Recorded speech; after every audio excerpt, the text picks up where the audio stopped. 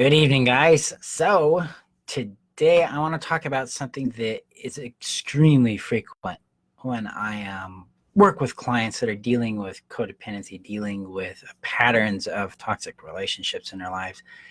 And that comes down to empathy.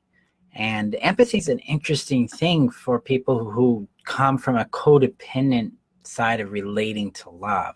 They see empathy as something as love. They confuse empathy with love.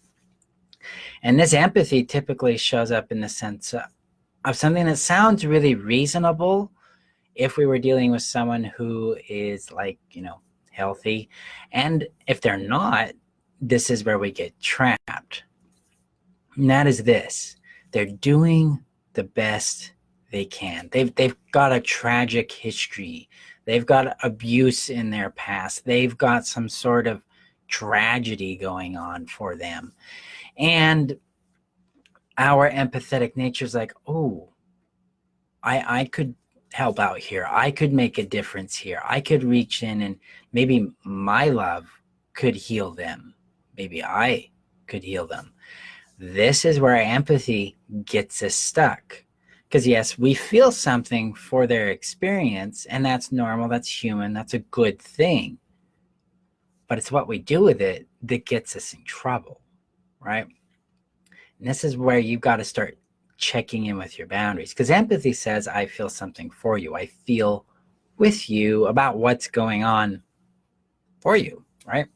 But it doesn't say anything about rescuing. It doesn't say anything about fixing. It doesn't say anything about caretaking. In fact, empathy steps back. Healthy empathy has a boundary and says, ooh, I wonder what they're going to do about what they're facing, about what they're experiencing right now. Rather than going, I'll reach in and I'll save you. Because it understands, it's tempered by real love, in other words. And real love says, I know that you can work it through. And that doesn't mean I'm abandoning you and saying, good luck, I hope you figure it out. It's more like, I'm here to cheer you on, but you still got to go out and play the game on the field. You still got to go catch the ball. You still got to go deal with the tackles. Put it in a sports metaphor, that's what we're talking about. In a practical sense, that means they are the ones going, I got an issue. I need to fix it. I need to take action to heal. So they're not dependent on the empathy you give them to take action. They're looking at within inside themselves to take action. Like we discussed yesterday, are they injured or are they toxic? Well, we're all injured. It's what we do with that injury that makes us healthy or toxic, right? Well, make sure your empathy stays in the healthy zone and not the toxic zone where you get into pleasing, fixing, caretaking, enabling, or rescuing. Allow empathy to connect you with someone's pain, but not to compel you to fix their pain, because you can't. They need to do their work to heal, right? Just as you need to do that for yours. And this idea that they're doing the best they can really breaks down with behaviors. You'll hear this a lot with me, and that is the pattern of behaviors tell the truth. It's as simple as that. So they may be struggling with what they're dealing with. They may have had some really tragic component in their history, but if they're not dealing with it in a healthy way, the game stops. It's done. We do not deserve a toxic relationship with someone. We deserve care and compassion. We deserve a mutual relationship that's respectful and loving and kind.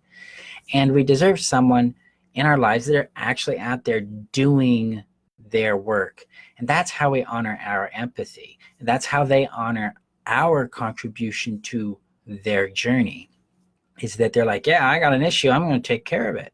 Thank you for being on my support team. Thank you for having my back in this.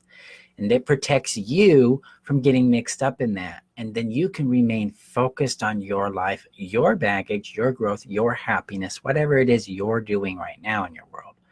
So if you deal with a codependent push or hunger to fix or caretake other people's problems, then your empathy needs to be corralled back into your yard and tempered with real love and with a release of that value center of my value is in rescuing or fixing people, and move that more towards my value is in being loved for who I am. So that way you stop being so attracted to those types, and you actually are more attracted to healthy, available types, and you're free. You're not stuck in a toxic experience there. Let's see. Dave says no one's trauma trumps another person's trauma. Correct. There is no bad, I got more trauma than your trauma. My trauma is better than yours. No, when we look at trauma from a truly empathic point of view, it's all equal. There's no judgment of value on it. It's just like, wow, you're in pain, and that's what matters. It's healthy people care about how the other person feels, and they care that the other person is able to care about what they feel, to take action and manage themselves too. Because healthy love empowers people to build interdependency. So interdependency, and let's talk about that for a moment. Interdependency says, I got a problem and you want to help. The interdependency would say, okay, how would you like to help? And then the person with the problem says, is this okay with me? Can I do this right now? Do I want to receive this? And healthy interdependency, the other person says, do I want to help? Because codependency kind of puts a compulsion into helping. I call it compulsive empathy, and where we feel compelled to care and we feel compelled to get involved. And that's because our value center is still in fixing and not in being left for who we are. And so we got to check that out. If we're the codependent in the dynamic, we have to keep in check with that impulse and go, ooh, if I want to go rescue or fix, or I think that I can help that person or solve their problem for them, I need to step back and listen to what I really want.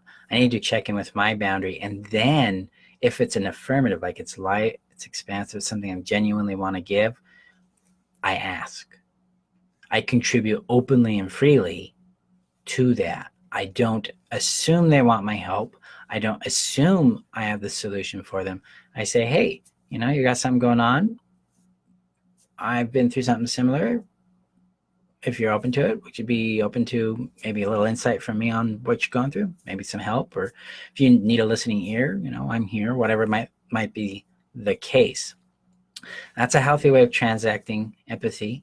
Then if they've got a problem, we let them figure it out. We let them solve the issue. We let them come up with their solutions and test it, just like we need to do with our problems. Because our challenges, our problems in our lives are actually our opportunities to discover what we really want. I teach that in a system called the Brilliance of You. They are our mentors. They are part of our path of development. So if we embrace them positively and let other people encounter their problems positively, that everybody wins.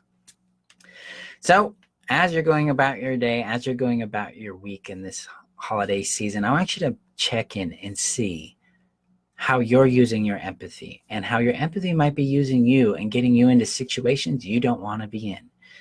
Easy way to check in is to see if it's light or heavy for you to do the thing you think you want to do, or be in the situation that's in front of you. If it's heavy, that's not true for you.